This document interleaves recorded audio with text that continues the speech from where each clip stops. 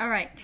Strict liability is related to torts, but it's not really the same thing. Strict liability is when the government has decided that the manufacturers should bear the cost of a defect.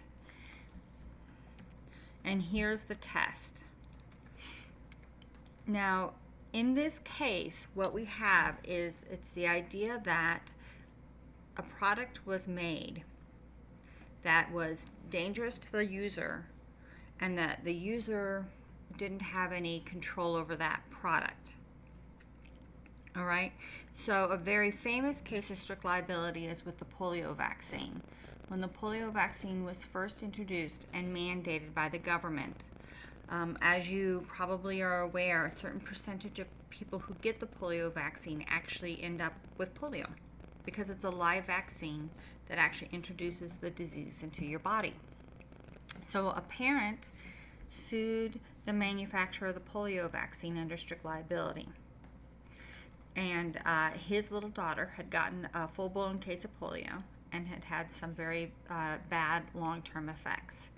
So he argued that that made the vaccine a defective product that was dangerous, that the vaccine manufacturer was in fact in the business of making and selling vaccines, which is true. It was a pharmaceutical company. That the product reached the consumer without any change. This is important. You don't have any control over polio vaccine. They just jab you at the doctor's office. You can't change the formula. You can't say, please take out this one chemical before you do that.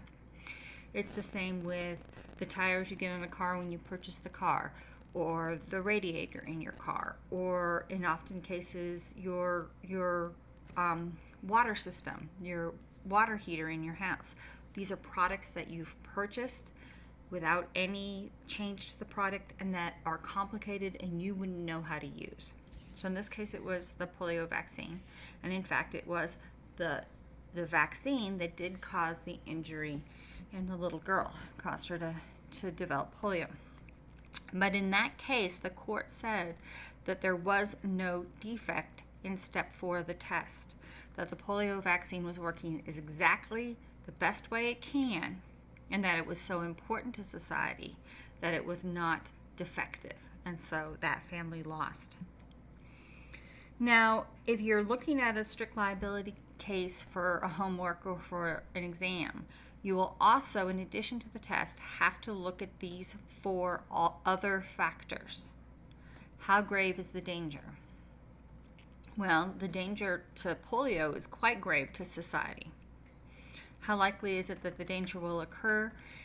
It's 1 out of every 500,000 develop the polio disease from getting the vaccine.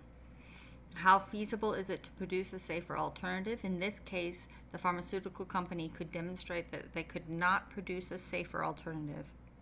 And does the consumer have a reasonable alternative to the product? Well, they could refuse the polio vaccine and leave themselves susceptible to polio in the wild or in just naturally. Is that reasonable or not is a debate that's being debated right now, right?